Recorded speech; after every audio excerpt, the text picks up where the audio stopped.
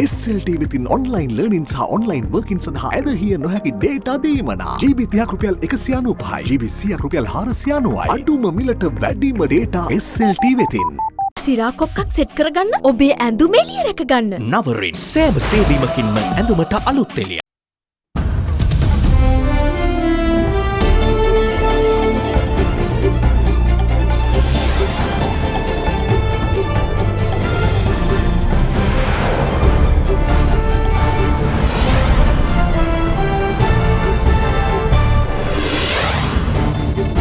අද 2020 ජූලි 23 බ්‍රහස්පතින්දා සිරස්තල සහරාන් ත්‍රස්ත කණ්ඩායමේ දෙවැනි ප්‍රහාරයේ ඉලක්කය දළදා පෙරහැර බව හෙළිවේ. බුද්ධි නිලධාරියෙකුගෙන් පාස්කු කොමිසමට විශේෂානාවරණයක්. සිරකරුවන්ට සැපදුන් බන්ධනාගාර නිලධාරීන් තවමත් නිදැල්ලේ. මද්‍රව්‍ය සමග සුරාබදු නිලධාරියෙකුත් අත්අඩංගුවට.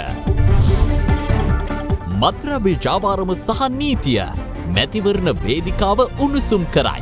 අද කන්ටේනර් වලින් කුඩු වෙනවා. අපේ ලයිස්තුවලත් ඉන්නවා මේ වගේ වුන්. මේ ජනාධිපතිතුමා යටතේ අනිවාර්යයෙන්ම මත්ද්‍රව්‍ය කුඩු ඉවර කරනවා කියන එක. හානි කළ රාජ්‍ය සභා මණ්ඩප ගොඩනැගිල්ලට ඇතුළු වීම අධිකරණය තහනම් කරයි. කුරුණෑගල නගරාධිපති වහා අත්අඩංගුවට ගන්නයි පැමිණිලි. පිළියන්දල හෝටල් හිමිකරු ඝාතනයේ සැකකරුවන් අත්අඩංගුවට. සැකකරුවෙක් හෝටලේ වැඩ කළ සේවකයෙක්. ඇල්කොහොල් අඩංගු හෑන්ඩ් සැනිටයිසර් භාවිත කරන්න. ලෙඩ රෝග ඇති කරන විෂ බීජවලට එරෙහිව සටන් කරන්න. හඳුන්වා දීමේ මිල රුපියල් 350යි. වඩාත්ම සිනිඳු රැවුල බෑමකට Big Easy 2 රේසරය හරිම සුමුදුයි. From Ada Derana, this is Ada Derana Prime Time with Naomi Fernando and Shatara Alvis. Live from Studio 24 in Colombo. ආයුබෝවන් වදත් එක්වන් නිලංකාවේ අංක එකේ සහ විශ්වාසනීයම පුවත් විකාශය අද දෙරන 6:55 සමගයි. පාස්කු ඉරුදින ත්‍රස්ත ප්‍රහාර මාලාවේ දෙවැනි ඉලක්කය බවට පත්ව තිබී ඇත්තේ දළදා පෙරහැර බව පාස්කු ජනාධිපති කොමිසමේදී අනාවරණ වුණා. කොමිසම හමුවේ සාක්ෂි දුන් බුද්ධි නිලධාරියෙකු පැවසුවේ ඊට අවශ්‍ය ඇඳුම් පවා ත්‍රස්තවාදීන් සූදානම් කරගෙන තිබූ බවයි. මේ අතර ප්‍රහාරය පිළිබඳව ඉන්දිය රෝ සේවයට තොරතුරු ලබා දී ඇත්තේ සහරාන් ත්‍රස්ත කණ්ඩායමේ සමාජිකයෙකුද ඔහු වන බව කොමිසම හමුවේ අනාවරණය කළා. The big story. සයින්ද මර්දුහි බොලිවේරියන් ග්‍රාමයේ නිවසක් තුළ පසුගිය වසරේ අප්‍රේල් මාස 26 වන දින සිදු වූ පිපිරීම් මාලාව සම්බන්ධයෙන් ජනාධිපති කොමිසම සිදු කරන විමර්ශනවලට අදාළව නැගෙනහිර පළාතේ සේවයේ නියුතු රාජ්‍ය බුද්ධි සේවයේ බුද්ධි නිලධාරියෙකු කොමිසම හමුවේ සාක්ෂි ලබා දුන්නා. එහිදී ඔහු සඳහන් කළේ මුස්ලිම් කොංග්‍රසයේ නියෝජනය කළ හිටපු නැගෙනහිර පළාත් සභා මන්ත්‍රී ශිබ්ලි ෆාරුක් නැමැති පුද්ගලයා ජාතික තෞහිද් ජමාත් සංවිධානයට ප්‍රබල ලෙස දේශපාලනිකව ආධාර අනුබල දී ඇති බවයි. අදාළ මන්ත්‍රීවරයාගේ රියදුරා ලෙස සහරාන්ගේ ත්‍රස්තවාදී කණ්ඩායමේ ප්‍රබල සමාජිකයෙකු වූ ආමි මොහිදීන් 2015-2016 කාල වකවානුව තුළ කටයුතු කර තිබෙනවා. සාක්ෂිකරු පැවසුවේ 2017 මාර්තු මාස 10 වනදා ආලියාර් මන්සන්දියේ පැවති ගැටුමකදී ශිබ්ලි ෆාරුක් විසින් ගැටුමට මැදිව සිටි සහරාන් හෂීම් ආරක්ෂිතව එම ස්ථානයෙන් ඉවත් කොට ආරක්ෂාව සපයා ඇති බවයි. වැඩිදුරටත් කරුණු අනාවරණ කළ සාක්ෂිකරු සඳහන් කළේ ආලියාර් ගැටුම සම්බන්ධයෙන් මඩකලපුව මහේස්ත්‍රාත් අධිකරණයේ පැවති නඩුවේදී සහරාන් පාර්ශ්වය වෙනුවෙන් නීතිඥ මෛත්‍රී ගුණරත්න මහතා පෙනී සිට ඇති බවයි. එම නඩුව වෙනුවෙන් කොළඹ සිටි නීතිඥ මෛත්‍රී ගුණරත්න මහතා කැඳවාගෙන ගොස් ඇත්තේ අබ්දුල් කාදර් අන්සාර් නැමැති සහරාන් හෂීම්ගේ බිරිඳගේ සහෝදරයා බව බුද්ධි නිලධාරියා සඳහන් කළා. මෙහිදී රජයේ අතිරේක සොලිසිටර් ජනරාල්වරිය සාක්ෂිකරුගෙන් ප්‍රශ්න කර සිටියේ සාරා ජෙස්මින් නැමැත්තියක් හඳුනන්නේද යන්නයි. එයට පිළිතුරු දෙමින් සාක්ෂිකරු කියා සිටියේ කටුවප්පිටිය දේවස්ථානයේ මරාගෙන මැරෙන බෝම්බය පුපුරවාගත් අච්චි මුහම්මදු හස්තුන් නැමැත්තාගේ බිරිඳ සාරා ජෙස්මින් බවයි. කලවංචි කුඩී තේතාතිව් ප්‍රදේශයේ උපත ලැබූ දමිළ කාන්තාවක් වූ ඇය ඉස්ලාම් ධර්මයට හරවා හස්තුන්ට විවාහ කර දී ඇත්තේ අබ්දුල් රාසික් නැමැති පුද්ගලයා බව සාක්ෂිකරු කියා සිටියා. ඇයට ජාතික හැඳුනුම්පත් දෙකක් ඇති අතර ඉන් පළමුවැන්න පුලස්තිනි මහේන්ද්‍රන් යන නමට 96යි 56යි 72යි 702 වී අංකයෙන්ද දෙවැන්න සාරා ජෙස්මින් යන නමට 1996යි 56යි 70යි 27යි 02 යන අංකයටද ලියාපදිංචි වී ඇති බව බුද්ධි නිලධාරියා හෙළිදරව් කළා. මෙහිදී රජයේ අතිරේක සොලිසිටර් ජනරාල්වරිය සාක්ෂිකරුගෙන් විමසා සිටියේ සාරා ජෙස්මින් සයින්ද බර්දු පිපිරීමෙන් මිය ගියේද නැත්නම් ජීවත්ව සිටින්නේද යන්නයි. සාක්ෂිකරු මෙහිදී පැවසුවේ එම පිපිරීමෙන් ඇය මියගේ බවට රාජ්‍ය බුද්ධි සේවයේද සැකපල කළත් පසුව සිදු කළ DNA පරීක්ෂණවලදී ඇය මියගේ බවක් අනාවරණය නො වූ බවයි. පසුව ඇය සෙවීම සඳහා කරන ලද පරීක්ෂණවලදී සයින්ද මර්දු පිපිරීමෙන් පසුව සාරා ඇසින් දුටුවන්ගේ සාක්ෂි සටහන් කර විශේෂ වාර්තාවක් 2020 මැයි මාස 31 වන දින රාජ්‍ය බුද්ධි සේවයේ ප්‍රධාන කාර්යාලයට යොමු කළ බව බුද්ධි නිලධාරියා පැවසුවා. ඔහු වැඩිදුරටත් පැවසුවේ සාරා සම්බන්ධයෙන් යොමු කළ එම විශේෂ වාර්තාව පසුව ජාතික ආරක්ෂක කවුන්සිලයේද සාකච්ඡාවට බඳුන් වී ඇති බවයි. මෙහිදී ජනාධිපති කොමිසමේ සභාපතිවරයා විමසා සිටියේ පාස්කු ප්‍රහාරය පිළිබඳ ඉන්දියාවේ රෝ බුද්ධි සේවය අප්‍රේල් 4 සහ 20 වන දින නිශ්චිත බුද්ධි තොරතුරු මගින් අනතුරු ඇඟවීමක් කර ඇති පසුබිමක එවැනි නිශ්චිත තොරතුරක් ඔවුන් ලබා ගන්නට ඇත්තේ කුමන මාර්ගයකින්ද යන්නයි. ඊට පිළිතුරු දුන් සාක්ෂිකරු කියා සිටියේ ප්‍රහාරයෙන් පසු සහරන් හෂීම්ගේ ජාතික තෞහිද් ජමාත් සංවිධානයට සම්බන්ධ 97 දෙනෙකුගෙන් පමණ තමන් ප්‍රශ්න කළද එයින් පාස්කු ප්‍රහාරය පිළිබඳ පෙර දැන සිටියා යයි තහවුරු වූයේ සහරන්ගේ බිරිඳ හාදියා සහ සහරන් සමීපව ඇසුරු කළ නෞෆර් මෞලවි පමණක් බවයි. ඒ අනුව රහසිගතව සැලසුම් කරන ලද මෙම ප්‍රහාරය පිළිබඳ බාහිර පාර්ශවයකට තොරතුරු අනාවරණය කරගත හැක්කේ ප්‍රහාරයට ඍජුවම සම්බන්ධ පුද්ගලයින්ගෙන් පමණක් බව සාක්ෂිකරු අවධාරණය කළා. ඔහු මෙහිදී පෙන්වා දුන්නේ වර්තමානය වන විට අපරාධ පරීක්ෂණ දෙපාර්තමේන්තුව භාරයේ සිටින සහරන් හෂීම්ගේ බිරිඳ ලබා දී ඇති ප්‍රකාශ අනුව සාරා ජෙස්මින් මෙම ප්‍රහාරය පිළිබඳ සියලු තොරතුරු දැන සිට ඇති බව අනාවරණ වූ බවයි. ඒ පිළිබඳ වැඩිදුරටත් පැහැදිලි කරමින් සාක්ෂිකරු කියා සිටියේ පාස්කු ප්‍රහාරයෙන් පසු අප්‍රේල් මාස 23 වන දින සහරන්ගේ බිරිඳ හාදියා සහ හස්තුන්ගේ බිරිඳ සාරා නින්දවුර් නිවසේදී හමු වී ඇති අතර එහිදී සාරා විසින් හස්තුන් එවා තිබූ ප්‍රහාරයට දෙවුරුම් දුන් අවස්ථාවේ ලබාගත් ඡායාරූප හාදියාට පෙන්වා ඇති බවයි. ඒ අනුව හස්තුන් හරහා ප්‍රහාරයේ සියලු තොරතුරු පුලස්තිනි මහෙන්ද්‍ර නොහොත් සාරා ජස්මින් දැන සිටින්නට ඇති බව සාක්ෂිකරු ජනාධිපති කොමිසමේ අවධානයට යොමු කළා. මෙහිදී කොමිසමේ සමාජිකයෙකු ප්‍රශ්න කළේ පාස්කු ප්‍රහාරයෙන් පසු ඔත්තුකරුවා නිරුපද්‍රිතව සිටියේ නම් එම පුද්ගලයා බේරා ගැනීමට රෝ ඔත්තු සේවය කටයුතු කර ඇද්ද යන්නයි. එහිදී බුද්ධ නිලධාරියා සඳහන් කළේ තමන් කිසියම් මෙහෙයුමක් සඳහා ඔත්තුකරුවෙකු යෙදුවේ නම් අනිවාර්යයෙන්ම මෙහෙයුම අවසානයේ ඔත්තුකරු නිරුපද්‍රිතව බේරා ගැනීමට කටයුතු කරන බවයි. මෙහිදී ජනාධිපති කොමිසම හමුවේ විශේෂ අනාවරණයක් කළ සාක්ෂිකරු කියා සිටියේ පාස්කු දෙවැනි ප්‍රහාරයක් එල්ල කිරීමට ත්‍රස්තවාදීන්ගේ පැහැදිලි සැලසුමක් තිබූ බව විමර්ශනවලින් අනාවරණ වූ බවයි. අත්අඩංගුවටගත් නෞෆර් මෞලවි ලබා දුන් ප්‍රකාශයන්ට අනුව අදාළ දෙවන ප්‍රහාරය දළදා පෙරහැර ඉලක්ක කරගෙන සිදු කරන බවත් එතෙක් සැඟවී සිටිය නොහැකි වුවහොත් විහාරස්ථාන ඉලක්ක කර ප්‍රහාරයක් එල්ල කරන බවට සහරන් හෂීම්ගේ සොහොයුරු රිල්වාන් හෂීම් සඳහන් කර තිබූ බව බුද්ධ නිලධාරියා හෙළිදරව් කළා. එම දෙවනි ප්‍රහාරය සඳහා පුපුරන ද්‍රව්‍ය සහ බඩු බාහිරාදිය මෙන්ම ගිරිඋල්ල රෙදිපිලි අලෙවිසලකින් සුදුරෙදි පවා රැගෙන ත්‍රස්තවාදීන් සූදානම් වී සිටි බව බුද්ධ නිලධාරියා වැඩිදුරටත් පැහැදිලි කළා. සයින්ද මර්දු හි නිවසේදී මියගිය පුද්ගලයින් 12 දෙනෙකු මෙලෙස දෙවන ප්‍රහාරයක් සඳහා සූදානම්ව සිට ඇති බවත් අගෝස්තු මාස තෙක් සැඟව සිටීමට මොවුන් අම්පාර දිස්ත්‍රික්කයෙන් ආරක්ෂක නිවාස 8ක් මිලදීගෙන තිබූ බව බුද්ධ නිලධාරියා ජනාධිපති කොමිසම හමුවේ හෙළිදරව් කළා. පළමු ප්‍රහාරයෙන් පසු රාජ්‍ය බුද්ධි සේවය සිදු කළ මෙහෙයුම් ඔස්සේ දෙවන ප්‍රහාරය වළක්වා ගැනීමට හැකි වූ බවත් යම් හේකින් දළදා පෙරහැර ඉලක්ක කර දෙවන ප්‍රහාරයක් සිදු වූයේ නම් සිදුවිය හැකි විනාශය සිතා ගැනීමට පවා නොහැකි බව බුද්ධ නිලධාරියා සාක්ෂි දෙමින් කියා සිටියා. The big story. පොලිසියට අවශ්‍යව සිටි පාතාල කල්ලි නායකයෙකු වන චන්දන ලසන්ත පෙරේරා හෙවත් අංගුඩ ලොක්කා ඉන්දියාවේදී අභිරහස් ලෙස මරණයට පත්ව ඇති බවට පළවන තොරතුරු මෙතෙක් තහවුරු කරගෙන නැති බව පොලිසිය පවසනවා. මේ අතර මීගමුව බන්ධනාගාරයේ රැඳවියන්ට සැප පහසුකම් සැපීම සම්බන්ධයෙන් චෝදනා එල්ල වී වැඩතහනමට ලක්ව සිටින මීගමුව බන්ධනාගාරයේ හිටපු අධිකාරී අනුරුද්ධ සම්පායෝ ඇතුළු නිලධාරීන් මෙතෙක් අත්අඩංගුවට ගෙන නැහැ.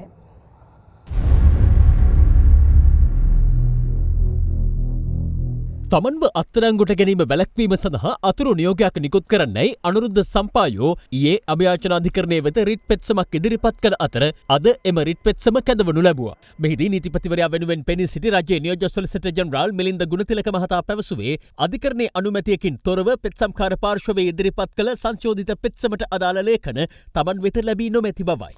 අද දිනේදී සංශෝධිත පෙත්සමක් ගොනු කිරීමට පියවර ගන්නා ලෙස පෙත්සම්කාර පාර්ශවය වෙනුවෙන් පෙනී සිටි ජනාධිපති නීතිඥ උපුල් ජයසූරිය මහතාට දැනුම් දුන් අභයාචනාධිකරණය පෙත්සම සලකා බැලීම හෙට දින කැඳවන බව ප්‍රකාශ කළා. පෙත්සම්කාර පාර්ශවය වෙනුවෙන් පෙනී සිටි ජනාධිපති නීතිඥවරයා චෝදනා කළේ ඊයේ අභියාචනාධිකරණය හමුවේ පෙත්සමක් ගොනු කර තිබියදී නීතිපතිවරයා කඩිමුඩියේ මීගමුව මහේස්ත්‍රාත් අධිකරණයට ගොස් තම සේවාදායකයා අත්අඩංගුවට ගැනීම සඳහා වරෙන්තුවක් ලබාගෙන ඇති බවයි. ඊට ප්‍රතිචාර දක්වමින් නියෝජ්‍ය සොලිසිටර් ජෙනරාල් මිලින්ද ගුණතිලක මහතා ප්‍රකාශ කළේ මෙම නඩුවේ පෙත්සම්කරු අත්අඩංගුවට නොගන්නා බවට තමා විසින් ඊයේ දින අධිකරණයට කිසිදු ප්‍රතිඥාවක් ලබා නොදුන් බවයි.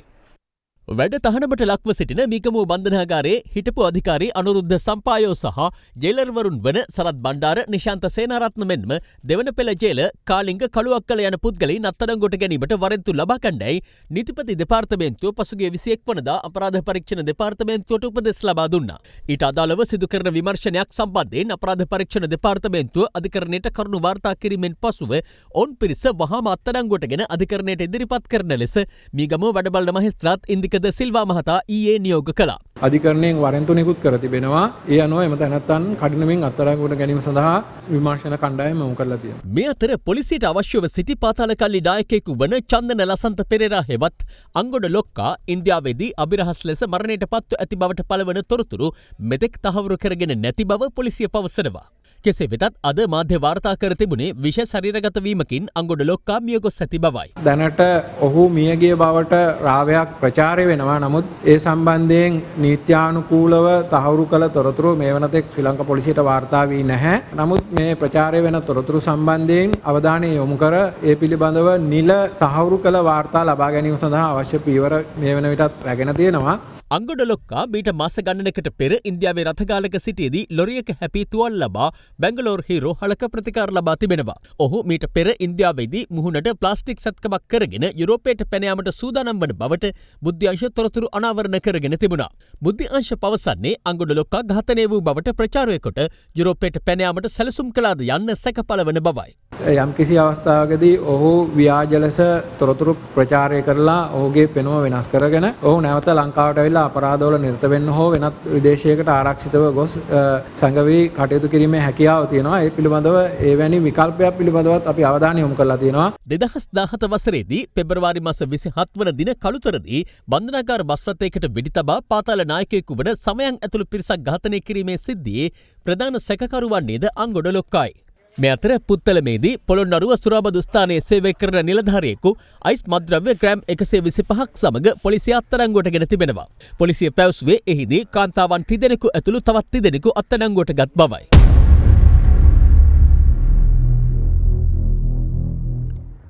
කුරුණෑගල නගරාධිපතිවරයා සහ තවත් පිරිසකට ඓතිහාසික වටිනාකමකින් යුත් කුරුණෑගල බුවනෙක ගොඩනැගිල්ලේ කඩා බිඳ දමන ලද කොටසට ඇතුළුවීම වළක්වාලමින් කුරුණෑගල මහේස්ත්‍රාත් අධිකරණය අද තහනම් නියෝගයක් නිකුත් කළා. එය නගරාධිපතිවරයා වෙත ලිඛිතව දන්වා ඇති අතර පොලිසිය සිදු කරන විමර්ශන අවසන් වන තෙක් පිටස්තර පාර්ශව ඊට ඇතුළුවීම වැළැක්වීම සඳහා මෙම නියෝගය ලබාගෙන තිබෙනවා. කුරුණෑගල දෙවනි බුවනක බාහු රාජසභා මණ්ඩපයේ ලෙස සැලකෙන ගොඩනැගිල්ල කඩා බිඳදැමීම පිළිබඳව නීතිපතිවරයාගේ උපදෙස් මත රජයේ ජ්‍යෙෂ්ඨ නීතිඥවරයෙකු අද කුරුණෑගල මහේස්ත්‍රාත් අධිකරණයේ නෙල්ලීම් කිහිපයක් සිදු කර තිබෙනවා. ඒ අනුව කුරුණෑගල නගරාධිපති, උපනගරාධිපති, නාගරික මන්ත්‍රීවරු, නාගරික කොමසාරිස්වරයා, නාගරික ඉංජිනේරුවරු, කාර්ය මණ්ඩලය හෝ ඔවුන්ගේ නියෝජිතයින් හෝ අනුනියෝජිතයින් එම පරිශ්‍රයට ඇතුළුවීම වළක්වාලමින් කුරුණෑගල මහේස්ත්‍රාත්වරයා විසින් තහනම් නියෝගයක් නිකුත් කළ බවයි නීතිපතිවරයාගේ සම්බන්ධීකරණ නිලධාරණී රජයේ නීතිඥ නිශාරා ජයරත්න මෙනවිය සඳහන් කළේ. මේ අතර දෙවනි බෝනක බාහු රාජසභා මණ්ඩප ගොඩනැගිල්ලේ කොටසක් කඩා බිඳ දැමූ නගරාධිපතිවරයා ඇතුළු වගකීම් වහාම අත්අඩංගුවට ගන්නා ලෙස ඉල්ලා ජාතික ජනබලවේගයේ කුරුණෑගල පොලිසියට අද පැමිණිල්ලක් ඉදිරිපත් කළා. ඊයේ වෙනකොට කමිටු වාර්තා පිළියෙල දැම්මා. මේ කරුණු ඇතුලේ කියනවා මේ අදාළ පාර්ශ්වයන් අත්අඩංගුවට ගන්න දැන් ගියේ 14 වෙනිදා රෑ තමයි කඩන්නේ. 15 වෙනිදා තමයි පැමිණිල්ල දාන්නේ. අද 23 මේ වෙනකොට කිසිම කෙනෙක් අත්අඩංගුවට අරගෙන නැහැ. මේ නගරාධිපතිවරයා ඇතුළු මේ අපරාධකරුවන් අත්අඩංගුවට නොගන්නේ පහදුලම මේ ආණ්ඩුවේ බලපෑම මත. මේ අතර අද දෙරණ බිග් ෆෝකස් වැඩසටහනට එක්කමින් පුරාවිද්‍යා අධ්‍යක්ෂ ජනරාල් ආචාර්ය සෙනරත් දිසානායක මහතා පැවසුවේ අදාළ සිද්ධියට වගකිව යුතු සියලු දෙනාට තරාතිරම නොබලා දඬුවම් ලබා දිය යුතු බවයි. මෙතන පෞරාණික වැදගත්කම සාහිත්‍යමය වශයෙන් සනාථ වෙනවා. පෙරේදා නීතිපතිතුමත් එක්ක දාලා පොලිස් නිලධාරීන් එක්ක සාකච්ඡාවක් තිබ්බා. නීතිපතිතුමාගේ ස්ථාවරය වුණේ. එතුමා කිව්වේ මේක බරපතල අපරාධයක්. මේ පුරාවස්තු විනාශයක්. මේ උරුමයේ විනාශ කිරීමට මේ විදිහට ඉඩ දෙන්න අමාරුයි. මේ සම්බන්ධයෙන් වහාම දැඩි ක්‍රියාමාර්ග ගන්න කියලා වහාම පරීක්ෂණ ආරම්භ කරන්න. මීට සම්බන්ධ සියලුම පුද්ගලයන් නීතියට හැරට ගේන්න ඕනේ කියන එක එතුමා බොහොම පැහැදිලි උපදෙස් දුන්නා. දැන් මේකේ කුරුණෑගල නගරාධිපතිවරයා පැහැදිලිව කියනවා ඔහුගේ අනපරිදි තමයි ඒක සිද්ධ වුණේ කියලා. පැහැදිලිවම ඔහු පෙනී ඉන්නවා මේක කැඩුවේ ඔහුගේ අනුදැනුම මත කියලා. මෙහෙමයි. පුරාවස්තු ආච්ඡාමරතේ යටතේ මට කරන්න පුළුවන් සීලම කාර්යභාරය මම කරන්නේ. ඒකට පොලිසිය අදාළ වලට පැමිණිලි මම දැම්මා. මම ඊට පස්සේ පොලිස්පතිතුමාට දුරකථනයෙන් කතා කරා. පොලිස්පතිතුමාට වාර්තා වැව්වා. එතුමා ඒ අවස්ථාවේම ක්‍රියාත්මක වෙන බව දැන්නුවා. ඒක ජනරල් වලට යම් හානියක් වෙලා තියෙනවා. ඒ අර වහල්ට හානියක් වෙලා තියෙනවා. ඊට පස්ව අර බ්‍රිතාන්‍යයේ අලුතින් එකතු කරපු කොට සම්පූර්ණ කඩලා දාලා තියෙනවා. ඔන්න පිටිපස්සෙන් බ්‍රිතාන්‍යයේ කොට සම්පූර්ණ විනාශ කරලා දාලා තියෙනවා. මට අතිර ජනතුමෙන් මම විදිහට ලැබුණා. එතුමා කිව්වේ වහාම හෙටම මේ සංරක්ෂණ පටන් ගන්න. මේ අතර බුවනක ගොඩනැගිල්ල කඩා දැමීම පිළිබඳව අදත් පාර්ශව කිහිපයක් අදහස් පළ කළා. අද ඔබතුමා එකඟ වෙනවද මේ වගේ කාරණාත් එක්ක? එකඟ නැහැ. අපේ ස්ථාවරය තමයි ගෝඨාභය රාජපක්ෂ මැතිතුමාගේ රජයක් යටතේ මේ වගේ දේවල් වෙන්න බෑ. ඒක තමයි පැහැදිලිව කෙලින් කිය යුතුයි. කලේ කවර තරාතිරමක පුද්ගලයෙක් වුණත් ඒකට කවර පුද්ගලයෙක් අනුබල දුන්නා වුණත් ඔවුන්ට තරාතිරම නොබලා දඬුවම් දිය යුතුයි. නෛතික ක්‍රියාමාර්ග සිදු කළ යුතුයි. එහෙම නැත්නම් මෙය ඇතැම් වෙලාවට අපේ රටේ 69 ලක්ෂ ජනතාව ඡන්දය දීලා ගෝඨාභය රාජපක්ෂ ජනාධිපතිතුමා පත් කරගත්තු මේ ඉලක්කයට යම් ආකාරයක බලපෑමක් එල්ල කරන්න පුළුවන් කාරණාවක් හැටියට අපි දකිනවා. නීතිය අකුරටම ක්‍රියාත්මක වෙනවා. නීතියට බලපෑම් කරන නායකයෙක් නෙමෙයි මේ ඉන්නේ. නීතිය කැඩුවොත් කවුරු හරි ඒ කඩන්නේ කවුද? මොන පක්ෂද? අපේ යාළුවද? එහෙම හිතන්නේ. ඒක තමයි ගෝඨාභය මහත්තයාගේ ආණ්ඩුවේ තියෙන විශේෂත්වය. හැම දිනකටම නීතිය එකයි. ඒ විශ්වාස ලම්නස් තියාගන්න. මෙවන විට සමාජයෙන් කොවිඩ් ආසාදිතයන් වාර්තා නොවන බව වසංගත රෝග විද්‍යාඥ වෛද්‍ය සමිත ගීගනගේ මහතා පවසනවා. අද දිනේ මේ දක්වා මෙරටින් හඳුනාගෙන ඇත්තේ එක් ආසාදිතයෙක් පමණක් වන අතර එම ආසාදිතයා සෞදි අරාබියේ සිට මෙරටට පැමිණ නිරෝධායනයට ලක්ව සිටින අයෙක්. COVID-19 වෛරස් ආසාදිතයෙන් ලෙස ඊයේ දිනේදී අලුතින් 22 දෙනෙකු හඳුනාගන්නුණා. මේ වන විට නිරෝධායනයට ලක්වමින් සිටින සෞදි අරාබියේ සිට මෙරටට පැමිණි 13 දෙනෙක්, ඩුබායි සිට පැමිණි 1 අයෙක්, එක්සත් අරාබි එමිරෙහි සිට පැමිණි 7 දෙනෙක් ඒ අතර වනවා. එමෙන්ම ගැමුණුපුර පදිංචි කන්තකාඩු පුනරුත්ථාපන මධ්‍යස්ථානයේ ප්‍රතිකාර ලබන ආසාදිතයෙකුගේ ආශ්‍රිතයෙකු ඊයේ හඳුනාගත් ආසාදිතයින් අතර සිටිනවා. මේ වෙනකොට ඒ කන්දකාඩු පළමු ආශ්‍රිත සෑම කෙනෙක්ම මේ වෙනකොට පළමු වටේ පරීක්ෂණ අවසන් කරලා දැන් දෙවෙනි වටයත් ආරම්භ කරලා තියෙන එක අපි අනේ හැම කෙනෙක්ම ආසන්න වශයෙන් උත් කරලා ඊට පස්සේ දවස් 14ක් ඇතුළතත් කරනවා. ඒ කිසිම අවස්ථාවක මෑත කාලේ කිසිම රෝගියෙක් ඒ අතරින් වාර්තා වෙන්නේ නැහැ සමාජයෙන්. මේ වෙනකොට දල වශයෙන් 8500ක් විතර ඒ කන්දකාඩු සිද්ධියට සම්බන්ධ PCR පරීක්ෂණ සිද්ධ වෙලා තියෙනවා. ඒ අනුව මේ වන විට මෙරටින් හඳුනාගෙන ඇති සමස්ත කොවිඩ් ආසාදිතයින් ගණන 2753ක්. ඒ අතරින් 2077 දෙනෙකු සුවය ලබා රෝහල් වලින් පිටව ගොස් ඇති අතර තවදුරටත් රෝහල්ගතව ප්‍රතිකාර ලබන සංඛ්‍යාව 665ක්. මේ මොහොත වෙනකොට අපිට අර පළවෙනි වලල්ල ඇතුලෙන් තව වලලු ඇතිවීම සඳහා තිබිච්ච අවදානම යම් මට්ටමකින් අඩු වෙලා තියෙනවා. රාජාංගනයේ ප්‍රදේශයේ මේ වෙනකොට පළවෙනි වලල්ලෙන් දෙවෙනි වලල්ලට, දෙවෙනි වලල්ලෙන් තුන්වෙනි වලල්ලට රෝගීන් ව්‍යාප්ත වීම දක්වා ගිහිල්ලා තියෙනවා. නමුත් අසාමාන්‍ය විදිහට රෝගීන් වාර්තා වෙන්නේ නැහැ. මුලදීම යම් ක්‍රියාමාර්ග ගැනීම නිසා සෞඛ්‍යාංශ ආරක්ෂකාංශ එකතු වෙලා ඒ තත්ත්වය යම් පාලනයකට නතු කරගන්න අපිට පුළුවන් වෙලා තියෙනවා රාජාංගනයේ ප්‍රදේශයේ. මේ අතර ලොව හඳුනාගෙන ඇති සමස්ත කොවිඩ් රෝගීන් සංඛ්‍යාව අද වන විට 1,53 ලක්ෂය ඉක්මවා ගොස් තිබෙනවා. වාර්තා වන කොවිඩ් මරණ සංඛ්‍යාව 6,30,313ක්. ඇමරිකාවෙන් ආසාදිතයින් 41,875ක්, බ්‍රසීලයෙන් 22,31,871ක්, ඉන්දියාවෙන් 12,39,684ක් සහ රුසියාවෙන් 7,89,190ක් වශයෙන් මේ වන විට ආසාදිතයින් වාර්තා වී තිබෙනවා. ඉන්දියාවේ කාශ්මීරයේ ඓතිහාසික අමරනාත් පුදබිමේ ශිවදෙවි වන්දනාව ඉතිහාසයේ පළමු වරට මෙවර අවලංගු කර තිබීමෙන්ම කොවිඩ් වෛරසය ලොවට සිදු කර ඇති බලපෑම පැහැදිලි වනවා. මේ අතර කොවිඩ් වෛරසය අඩු තක්සේරුවෙන් සැලකූ බ්‍රසීල ජනාධිපති ජයිර් බොල්සනාරෝ තුන්වන වරට සිදු කළ PCR පරීක්ෂණයෙන්ද වෛරස ආසාදිතයෙකු බවට තහවුරු වී තිබුණා. පවතින තත්ත්වය හමුවේ ලෝපුරා කොවිඩ් එන්නත් රැසක් මේ වන විට අත්හදා බැලමින් පවතිනවා. නමුත් 2021 වසරේ මුල් භාගයට පෙර කොවිඩ් එන්නතක් සම්බන්ධයෙන් බලාපොරොත්තු තබාගත නොහැකි බවයි ලෝක සෞඛ්‍ය සංවිධානය පවසන්නේ. ග්‍රාමීය මට්ටමේ මත්ද්‍රව්‍ය උවදුර මර්ධනය කිරීමට තොරතුරු ලබා දෙන ලෙස ජනාධිපතිවරයා ජනතාවගෙන් ඉල්ලීමක් කරනවා. ජනාධිපතිවරයා මේ බව පැවසුවේ ගාල්ල වඳුරඹ ප්‍රදේශයේ අද පැවති ජනහමුවකට එක්වෙමින්. ශ්‍රී ලංකා පොදුජන පෙරමුණෙන් මෙවර මහමැතිවරණයට තරගවදින අපේක්ෂකයන්ගේ ජය තහවුරු කරන ජනහමු අද පැවැත්වෙන්නේ ගාල්ල දිස්ත්‍රික්කයේ කේන්ද්‍ර කර ගනිමින්. ජනාධිපති ගෝඨාභය රාජපක්ෂ මහතා අද පළමුවෙන්ම පැමිණියේ අපේක්ෂක සම්පත් අතුකෝරළ මහතා නෙළුව මහජන ක්‍රීඩාංගණයේ සංවිධානය කළ ජනහමුවටයි. ජීවනාවක්ෂ මේ මහින්ද ජනාධිපතිතුමා 2500ක් අයවැය යෝජනා කරපු 250 බැස්සුවා ගියා ආණ්ඩුව. ඒගොල්ලෝ මහා මේ කොළ වගේ පුරෝණේ 250 ගන්නවා. ඒක පෙරපාසල් ගුරුතුමයන්ස මොකක් හරි ක්‍රමයක්ස විශ්වාම ගියාම දීම ලැබෙන ක්‍රමයක් නැහැ. ජීවනාවක්ෂ ඉන්නවා. මේ කරන්න පුළුවන්. අපි පාරම්පරික තේ ගොවියෝ සුළු අපරාණ බෝ ගොවියෝ අපිට ඉල්ලන්නේ. අපිට සර් අඩු ගන්න පටපොළ ගා කරපු ඉඩම් ටික හරි පවරගෙන අපිට වගා කරන්න ඉඩම් ටිකක් කරන්න දෙන්න සර්. වගා කරනවද ඔයගොල්ලෝ දුන්න? අනිවාර්යයෙන්ම සර්. සර් අපි ඉලක්ක දෙන්න සර්. මිනිස්සුන්ට ආදායම් ගන්න පුළුවන් හොඳම කර්මාන්තයක්. මිනිස්සු මේ කරනවා නම් කිතුල් මැද්දොත් මේ මිනිස්සුන්ට හරින අසාධාරණයක් කරනවා. ඔහොතුම ඒ කියන්නේ අල්ලනවා, එල්ල පොලිසියෙන් අල්ලනවා, නොයෙක් දේවල් කරනවා. පිටපත්කව ලෑස්ති කරලා තියෙන්නේ. අපිට ජනාධිපතිතුමාගේ අංගයක් යටතේ අපිට මේ කිතුල් කර්මාන්තය කරගෙන යන්න දෙන්න. පොලිස්පතිතුමාට අපි දන්නලා තියෙන්නේ පා කියලා අල්ලන්න. ඒවා ඉල්ල දෙන්න කියලා සුරාබදු කරන පරිදි කියන්න ඕනේ. ඒගොල්ලෝ ඔයාගෙන මේක. ඉතින් අපරාධනේ කාර්යයක් වෙන කම ඉතින් කරන්න පුළුවන්. කොවිඩ් ආරම්භ කරලා.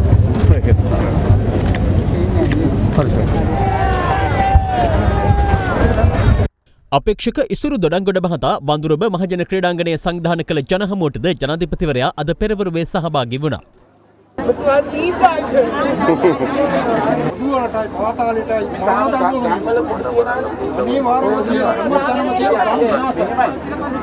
අපි දැන් කුඩු කාර්ය අල්ලගෙන යනවානේ. ඉතින් මේ ගම්පත්තුනේ කුඩු කාර්යයන් ගන්න පොලිසියට බැරි නම් අපි දැන් කාර්ය සාධක බලකායක් දාලා තියෙනවා. අපි ගොඩක් කිව්වා ටෙලිෆෝන් නම්බර එක ඇඩ්‍රස් එක දෙන්න කියලා. නිර්නාමිකව ගම්වල ඉන්න අයගේ විස්තර එවන්න. අපිට පුළුවන් හැමදේම කරන්න ඔබතුමාට. එතකොට අපිට පුළුවන් මේ පහළ මට්ටමත් නැති කරලා දාන්න. සම්පූර්ණයෙන්ම නියම කරන්න ජනාධිපතිතුමා නියම. අනතුරුව ජනාධිපතිවරයා ගාල්ල වඳුරඹ මධ්‍ය මහා විද්‍යාලය වෙත ගොස් එහි අඩුපාඩු විමසා බැලුවා. මන් ඉස්කෝලේ අරින්න ඕනද නැත්නම් තා ටිකක් සෙල්ලම් කරන්නද දෙන්න ඕනද? ජනාධිපතිවරයා ඉන් අනතුරුව පැමිණියේ අපේක්ෂක ගීතා කුමාරසිංහ මහත්මිය ගෝනගල සතිපොළ භූමිය සංවිධානය කළ ජනහමුවටයි. ගීතා කුමාරසිංහ මහත්මියට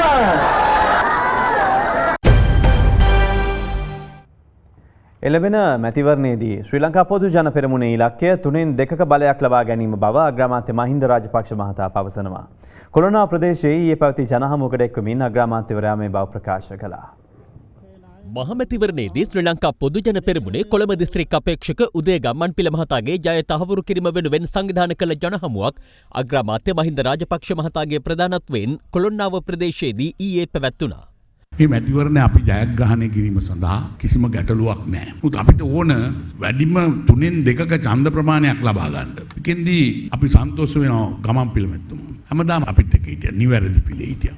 විශේෂයෙන්ම මෙතුමා ගෝඨාභය රාජපක්ෂ මැතිතුමාගේ නම් කිරීමේදී මූලිකත්වයක් දරුවයි කියලායි මම විශ්වාස කරන්නේ. ඒ නිසා උදය ගමන් පිළ අපිත් එක්ක ඉන්න ඕන. උදය ගමන් පිළ පාර්ලිමේන්තුවේ ඉන්න ඕන. මේ අතර ශ්‍රී ලංකා පොදු ජන පෙරමුණේ කොළඹ දිස්ත්‍රික් අපේක්ෂක අමාත්‍ය විමල් වීරවංශ සහ මේජර් ප්‍රදීප් පුදුකොඩ යන මහත්වරුන්ගේ ජය තහවුරු කිරීම වෙනුවෙන් කඩුවිල ප්‍රදේශයේ සංවිධානය කර තිබූ ජනහමුවකටද අග්‍රාමාත්‍යවරයා එක්ව සිටියා. විමල් අපි වෙනුවෙන් හැමදාම කතා කරා. විමල් ආණ්ඩුව හදන්න උදව් කරා. ඒ වගේම විමල් පෙන්නලා තියෙනවා ඌට වැඩ කරන්න පුළුවන් දක්ෂ ඇමතිවරයෙක් වශයෙන් අද ඌ ඒක ඔප්පු කළා. එතුමාගේ ජයග්‍රහණය අපි බලාපොරොත්තු වෙනවා. පාර්ලිමේන්තුව අර කතාවක් තියෙනවා පාර්ලිමේන්තුවේ විමල් නැත්නම් අර පරිප්පු නැතුවට එවන් කෙනෙක් කොළඹ දිස්ත්‍රික්කයේ පළවෙනියා වෙලා තමයි ඉන්නේ. හැම අවස්ථාවකදීම ඒ වගේම මේ අවස්ථාවේදීත් එතුමා දිනන්නේ පළවෙනියා වෙලයි කියලා මට විශ්වාසයි.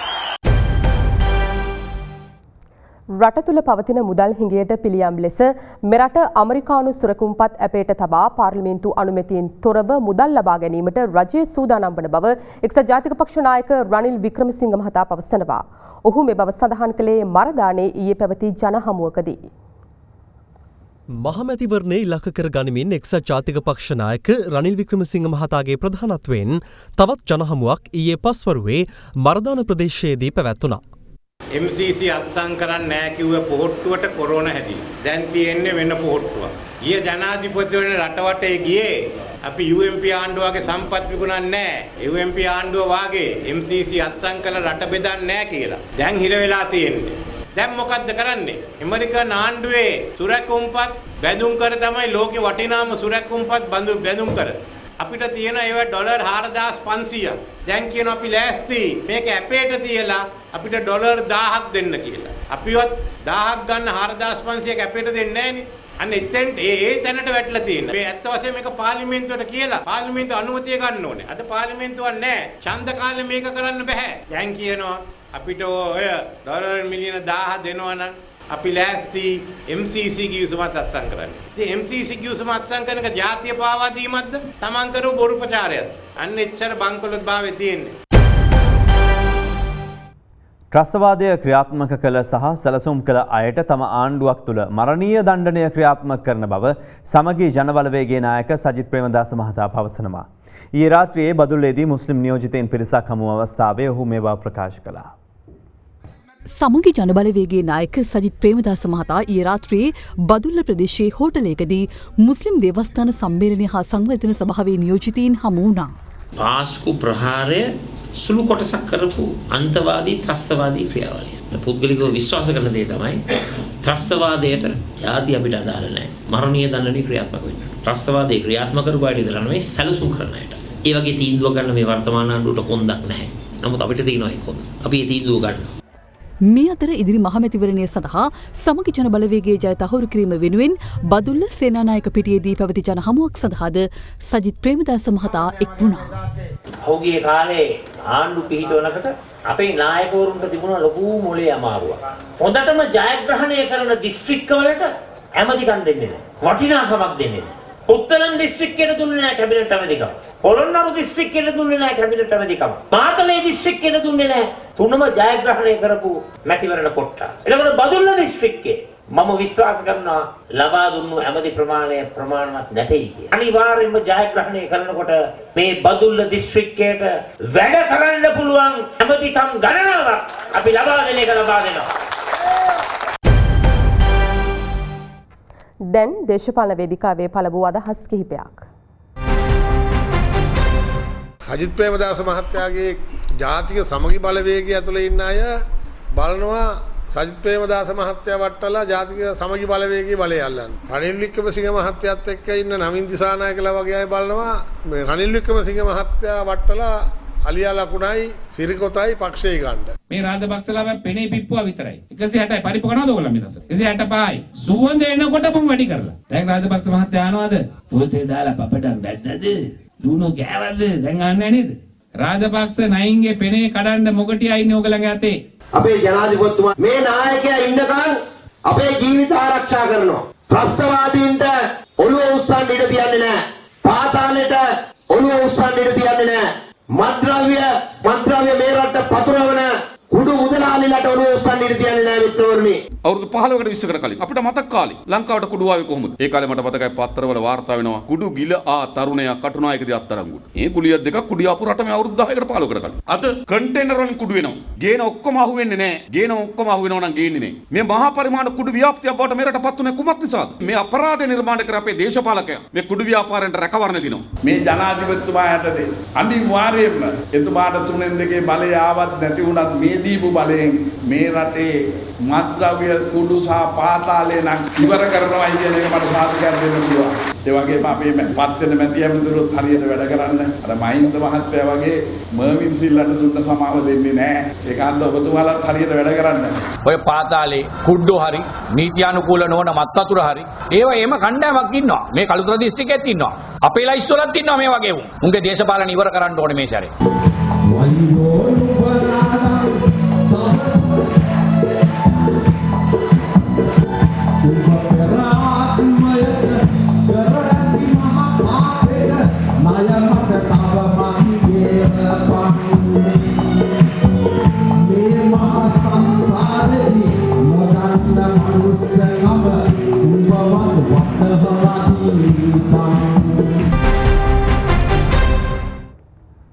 පාර්ලිමේන්තුව තුලත් ඉන් පිටතත් සහෘද සමාජයක් ගොඩනැගීමේ යුතුයකම Taman ඉටු කරන බව ශ්‍රී ලංකා පොදු ජන පෙරමුණේ කළුතර දිස්ත්‍රික් අපේක්ෂක අනුප පස්කුවල් මහතා පවසනවා.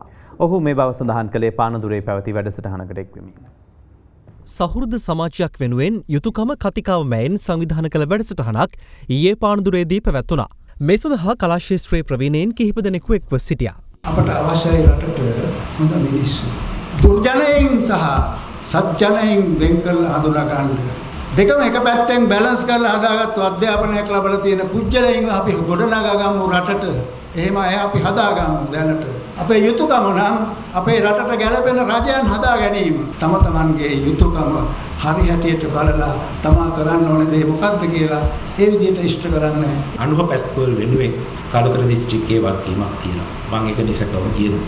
කළුතර දිස්ත්‍රික්කයේ සම්ප්‍රදාය ආරක්ෂා කරනවා නම් ඒ උරුමය ආරක්ෂා කරනවා නම් අනුව පැස්කෝල් ඊළඟ පාර්ලිමේන්තුවේ සිටිය යුතුයමයි. අපේ රට විනාශ වෙලා නැහැ. ගොඩ ගන්න පුළුවන්. ඒ යුගය උදා කර ගැනීම සම්බන්ධයෙන් අනුව පැස්කෝල් මහතා අති මෙහෙවරක් ඊට වෙන බව මට විශ්වාසයි.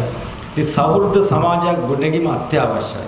එහෙම නැත්නම් අපි යාන්ත්‍රික මිනිස්සු බවට පත් වෙනවා. ඉතින් නැවතත් සෞහෘද සමාජයක් බිහි කිරීම සඳහා යුතුයකමින් ගොඩනගන මේ සංවාදය පාර්ලිමේන්තුව තුලටත් ඉන් පිටතටත් කළුතර දිස්ත්‍රික්කයේ සියලුම ජනතාව අතරටත් ගෙන යන වගකීම මම ඉෂ්ට සිද්ධ කරනවා කියමින් නිහඬ වෙනවා. පැරණි උප්පැන්න සහතිකයේ තිබූ අඩුපාඩු ඉවත් කොට ජාතික සහ ජාත්‍යන්තර ප්‍රමිතීන්ට අනුකූලව ජාතික උප්පැන්න සහතිකය යනුවෙන් නව උප්පැන්න සහතිකයක් ඉදිරියේදී ජනගත කිරීමට කටයුතු සූදානම් කර ඇති බව රෙජිස්ට්‍රාර් ජෙනරාල් එන්.සී. විතානගේ මහතා පවසනවා. යනුව නව උප්පැන්න සහතිකයෙන් දෙමව්පියන් විවාහකද යන කොටස ඉවත් කර ඇති අතර දෙමව්පියන්ගේ ජාතිකත්වය යන කොටස මෙන්ම දෙමව්පියන්ගේ ජන වර්ගය යන කොටස් ඇතුළත් කර තිබෙනවා. නෛතික ක්‍රමෝපායන් අවසන්වීමෙන් පසු ජනගත කිරීමට නියමිත ජාතික උප්පැන්න සහතිකය යන ශීර්ෂය සහිතව රෙජිස්ට්‍රාර් ජෙනරාල් දෙපාර්තමේන්තුව අද මාධ්‍ය වෙත නිවේදනයක් නිකුත් කර තිබුණා. ඒ අනුව 2019 සකස් කළ මෙම නව හැඳුනුම්පත යටතේ ළමුන්ට අගතිදායක ලෙස බලපෑ දෙමව්පියන් විවාහකද යන කොටස ඉවත් කර ඇති බවත් ජාතිය යන්නට අමතරව දෙමව්පියන්ගේ ජාතිකත්වය ඇතුළත් කොට ඇති බවත් එම නිවේදනයේ දැක්වෙනවා. ඉතින් මේ තුලින් අපි බලාපොරොත්තු වනේ පැරණි උප්පැන්න සහතිකයේ තියෙච්ච අනාරක්ෂිත බව නැති කරලා ජනතාවට හිතයිසි උප්පැන්නයක් ලබා දෙන්න. ඒ වගේම මෙතෙක් කලක් ළමුන්ට අගතිදායක ලෙස බලපෑපු කාරණයක් වුණා දෙමව්පියන් විවාහකද කියන කාරණාව. ඒ කාරණාව මේකෙන් ඉවත් කරලා තියෙනවා. ජාතිය කියන කාරණය ඒ ආකාරයෙන්ම අන්තර්ගත කරලා දෙමව්පියන්ගේ ජාතිකත්වය මේකට ආදේශ කරලා තියෙනවා. නීතිපතිතුමාගෙත් යම් සංශෝධනයන් මේකට තියෙන්න පුළුවන්. ඉදිරියේදී බලාපොරොත්තු වෙනවා සර්ව සම්පූර්ණණු ජාතික උප්පැන්න සහතිකය ජනතාවට ලබා දෙන්න. මේ අතර ජාතික යුතුයකම් කේන්ද්‍රයේ නියෝජිතයින් අද පෙරවරුවේ බත්තරමුල්ලේ පිහිටි රෙජිස්ට්‍රාර් ජෙනරාල් දෙපාර්තමේන්තුව වෙත ගොස් යෝජිත ජාතික උප්පැන්න සහතිකය සම්බන්ධයෙන් සාකච්ඡාවක නිරත වුණා. ආයකේ 11 වෙනි කාරණයටදී පියාගේ අනන්‍යතා අංකය, පියාගේ ජාතිකත්වය, පියාගේ ජනවර්ගය කියන එකක් තියෙනවා. විවාහක දෛවාහක භාවය කියන එකත් පාර්ලිමේන්තුවේ දිගින් දිගටම සාකච්ඡා කරලා පෙන්වා දීපු කාරණයක්. පහුගිය කාලේ තිබුණේ හදපු සමලිංගික විවාහ ආරෝප ඒවත් එක්ක අපි කල්පනා කළා විවාහය කියන සාධකය කරුණක් විදිහටවත් උප්පැන්නේදී සලකා බලන්නේ නැත්තම් එතනින් නිකන් අපි කියන්නේ ඕන කෙනෙකුට දරුවෝ හදන්න පුළුවන් සුජාත හෝ අවජාත කියන එක සදාචාර පිරිහෙනවා මිසක් උඩට යනවා සදාචාරය ආරක්ෂා වීමක් වෙන්නේ නැහැ නේද? මේ අතර අද පස්වරුවේ මාධ්‍ය සාකච්ඡාවක් පවත්වමින් මහාචාර්ය පූජ්‍ය මැදගොඩ අබේතිස්ස හිමියන් මේ සම්බන්ධයෙන් අදහස් පළ කළා. මේ රෙජිස්ටර් ජෙනරාල් කාර්යාලය මගින් මේ උපැන්න සහතිකයේ පෙන්වා දීලා තියෙනවා එක තැනක ජාතිය කියලා අනිත් එකේ ජන වර්ගය කියලා. ජාතිය කියලා කියන්නේ මෙතනදී ඉදිරියේදී ශ්‍රී ලාංකික කියලා වැටෙයි. ජන වර්ගය කියන එක සිංහල කියලා වැටෙයි. එතකොට සිංහල, දෙමළ, මුස්ලිම් මේ හැමෝම ජන වර්ග හැටියට අඳුනා ගන්නවා මිසක් ජාතීන් හැටියට නෙමේ ඉදිරියේදී අඳුනාගන්නේ. සිංහලයෝ කියලා කියන්නේ මේ රට සංස්කෘතියක් ශිෂ්ටාචාරයක් බවට පත් කරපු ඒ ශිෂ්ටාචාරයේ උරුම ජාතිය. ඒ ජාතිය හලාලීම මෙහිදී සිදු නොවිය යුතු කාරණාවක්. පහුගිය ආණ්ඩු සමයේ මංගල රනිල් ආදීන්ගේ උපදෙස් පරිදි ස්වදේශ කටයුතු ඇමතිවරයා වශයෙන් හිටිය වජිර අබේවර්ධන මහත්මයා කැබිනට් එකේ සම්මත කරගත්තු කාරණාවක්. හැබැයි මේ නීතියක් බවට නීති පොතේ පත් කරලා නැහැ. ඇත්තටම උප්පැන්න සහතිකෙන් ජාතිය කියන වචනේ ඉවත් නොකර ඉවත් කිරීමයි මෙතන සිද්ධ කරලා තියෙන්නේ. ජපානයේ ප්‍රමුඛතම තීන්ත දැන් එස්ලෝන් නිවසින්. කන්සයි එස්ලෝන් ලෙඩ නැති තීන්ත. දැන් තවත් පුවත් කිහිපයක්. පිළියන්දල මාවිත්තර ගුරුගම්මාන ප්‍රදේශයේ හෝටලයක හිමිකරු ඝාතනය කර දේපොළ කොල්ල කෑමේ සිද්ධියට අදාළව පුද්ගලයන් දෙදෙනෙකු පොලිස් අත්අඩංගුවටගෙන ඇති අතර ඉන් එක් අයෙකු කලකට පෙර අදාළ හෝටලයේ සේවයේ නියුතුව සිටි පුද්ගලයෙකු බව විමර්ශනවලින් අනාවරණය වී තිබෙනවා. සැකකරුවන් දෙදෙනා ඝාතනය සිදු කර කැස්බෑව ගුරුගම්මාන ප්‍රදේශයේ සිට කැස්බෑව විකල්ප මාර්ගයට ගමන් ගන්නා අයුරු CCTV කැමරාවක මෙලෙස සටහන්ව තිබුණා. ඔවුන් එහි සිට තිරෝධ රථයකින් කොට්ටාව දක්වා ගමන් කර පසුව තිරෝධ රථයෙන් බැස යන ආකාරයද CCTV කැමරාවක සටහන්ව තිබුණේ මෙලෙසින්.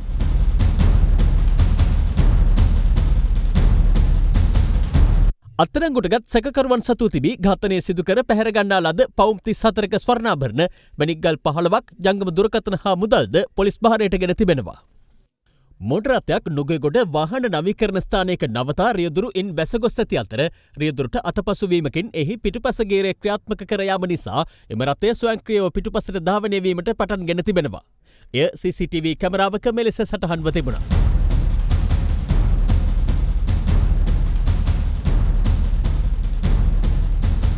ජනාධිපතිවරයාගෙන් මහමැතිවරණ ප්‍රචාරක කටයුතු අතරතුර දැරණියගල ප්‍රදේශවාසීන් සිදු කළ ඉල්ලීමට අනුව දැරණියගල සිරිසමන් ක්‍රීඩා පිටේ නවීකරණය කිරීම 20 වසරකට පසුව ආරම්භ වී තිබෙනවා. ඒ ශ්‍රී ලංකා යුද හමුදාවේ 12 වන ඉංජිනේරු රෙජිමේන්තුවේ සමාජිකයින්ගේ ශ්‍රමදායකත්වයෙන්. කරාතේ ක්‍රීඩාවෙන් ජාත්‍යන්තර දස්කම් දැක්වීමට තරම් හැකියාව තිබුණත් ආර්ථික දුෂ්කරතා ඊට හරස් වූ පාසල් ක්‍රීඩකයන් සිව් දෙනෙකු පිළිබඳව පුවතක් අද දෙරණට වාර්තා වුණා.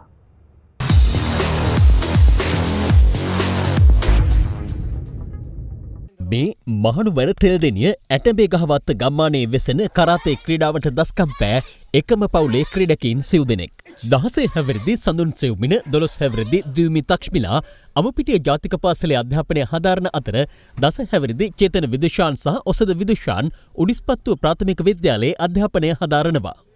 ඔවුන් කරාතේ ක්‍රීඩාවට කොතරම් දක්ෂදැයි තහවුරු කිරීමට මේ සහතික සහ කුසලානම ප්‍රමාණවත්. නමුත් මව්පියන් මුහුණ දී සිටින ආර්ථික දුෂ්කරතා මේ දක්ෂයන්ගේ ඉදිරි ගමනට බාධාවක් වී තිබෙනවා. ප්‍රශ්න මැද්දේ තමා මම මේ ක්‍රීඩාවට යොමු කරේ. මොකද මගේ මහත්තයාගේ ලොකුම ආසාවක් මේක. ඒක ටූර්නමන්ට් එකක්වත් කවදාවත් කැන්සල් කරලා නැහැ. ඒ දරුවෝ හතර දෙනා අරන් එන රම්පදක්කම මටයි මහත්තයටයි කියලා නිම කරගන්න බෑ. උණුකරුවෙක් කෙසේ මම කියන්නේ මේ වගේ ක්‍රීඩකයන් ආරක්ෂා කරගන්නවා කියන්නේ අපේ මව්බිමට සම්පතක්. ඇතරම මෙවැනි ක්‍රීඩකයන් අපි රැකගත යුතුයි. ඇතරම මේ වගේ ක්‍රීඩකයන් බිහි වෙනවා අඩුයි. ආර්ථික දුෂ්කරතා මධ්‍යයේ වුවද මේ පුංචි ක්‍රීඩක ක්‍රීඩිකාවන් සිව් දෙනා සෝත්සාහයෙන් පුහුණුවීම් වල නිරත වන්නේ මතු දිනක ඔලිම්පික් ජයග්‍රහණයක් ශ්‍රී ලංකාවට ගෙන දීමේ බලාපොරොත්තුව ඇතිවයි. ඔවුන්ගේ ක්‍රීඩා දිවියට අත්වලක් වන්නට ඔබට හැකිනම් එය මෙරට කරාතේ ක්‍රීඩාවට කරන අනුපමේය මෙහෙයක්ද වනු නොඅනුමානයි. එසමගින් ප්‍රවෘත්ති අවසන්. රාත්‍රී 9ට අපගේ ඉංග්‍රීසි පුවත් විකාශය අද දෙන 24 ප්‍රවෘත්ති නාලිකාවේ. සුබ රාත්‍රියක්.